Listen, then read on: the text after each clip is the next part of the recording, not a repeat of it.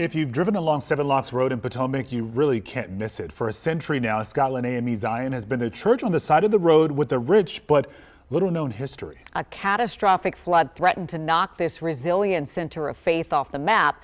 But as you're about to see, not even that harsh blow could wash away the heartbeat of a storied community.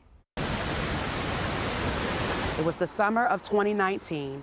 I had the wind knocked out of me. July 7th, 2019. We've always had problems with the water and the flooding in the sub pumps inside the church, but this time it was different. This flood of all floods hit during the morning rush. The D.C. area was swollen by a month's worth of rain that fell in just 1 hour. Scotland AME Zion Church in Potomac was caught in the currents. It was built by the hands of newly freed African Americans back in 1924. But on that humid July day, the impact of a hydrodynamic load tore through its very foundation. At that moment, though, you were concerned that that was it for Scotland. Yes.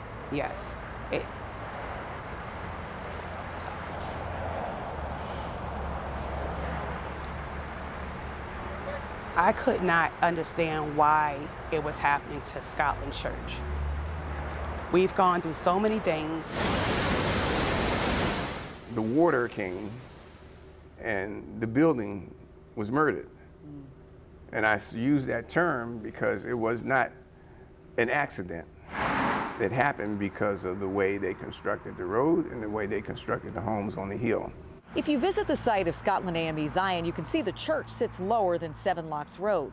The ground I'm walking on right now used to be Seven Locks Road, and it led right to the church. Sarah Sims gave the land to build the original church in 1917. The people who gave her the land were her former enslavers. Scotland founding families would acquire the land around this church and beyond, reaching over 500 acres between Potomac, Bethesda, and Rockville. It was valuable land. Montgomery County knew it, and so did developers. The members were really not in a position to battle with the county or with government, and so they had no idea that the ultimate result would be their churches flooding. And so they gave up the property here under the guise that we're going to give you the road to extend your property and build a new road. It didn't benefit the church in the way that the members thought. It hurts because we didn't matter. There was no concern for what would happen when they made the changes. The original church, built in 1924, and its 1963 extension are still standing, one of the last early structures created by this community. The first step is to say, I bet that there's a story behind that, and the second step is to say, I want to know the story. Someone did want to know the story behind the flooded church on the side of Seven Locks Road. Glenstone Museum founder and one of the Washington Commanders' new owners, Mitch Rales. It was important for him to hear our story and how we had been treated as a church and as a community. It became a part of a lived story. I lived here and I didn't know that. And so I have some obligation to do my part to make sure that that doesn't happen again. You've seen progress.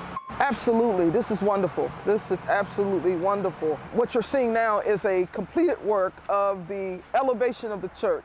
The goal is to elevate the church equal to Seven Locks Road. 3 years after the floods that nearly wiped away this symbol of hope, and with support from members of Scotland AME Zion, the community here, Rales and other leaders broke ground on an effort called the Second Century Project. They need to raise $10 million to flood-proof the landscape. It should have gone this way, but the culvert pipe is too small for the amount of water that comes through there. Restore the church and build a new community center space. All of that's going to be repaired, all of the cracks, the painting, the windows. The work on this construction site is expected to be completed later this year. Reverend Dr. Evelina Huggins, pastor and presiding elder, reminds us that this is also sacred ground. The descendants of those persons who are still members here, they've not gone off, they're still members here and still members of the Scotland community. They are resting here behind the church in honor of all of the persons buried there. the church established one large headstone. Take your time. As the work continues, Scotland families look forward to the day they can finally return to the place that makes them whole. The smell of the building and the peace that you, like when you go home in the evening and you shut your door in your house, all of that will be when I can get back in the church. The baptisms, the weddings. I have pictures of my grandfather walking one of my older aunts down the aisle at that church. My mother was married in that church. This may not be one of the wonders of the world, but it's certainly going to be a wonder in Montgomery County, because they're going to continue to wonder how we survived. But as long as the church is there, the hearts are still here. I'm from the church where the doors are always open, and the church where the ushers will welcome you in, and the church where in prayer God's hands are upon us, and the church where I learned the debt, pay for my sin, and the church where I'm baptized and all of my family, and the church where my God has mercy upon me, and the church where we go because no one is perfect, and the church by the river my spirit set free, and the church of generations of that deep-rooted faith, and the church I'll stand for, I'll fight and I'll cry for my church, Father God, for my church. Please don't pass me by for my church.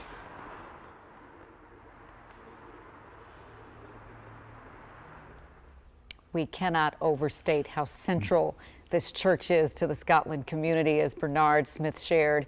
You know, in 1864, when slavery ended in Maryland, Scotland families began to worship in a house. In the 1920s, during Jim Crow, they built their first church building. In the 60s, when they were threatened with condemnation, they built their first extension. And so now, as they fight to remain on their own land, the people of Scotland, with the help of surrounding communities and the government that once tried to force them out, are helping them rebuild again.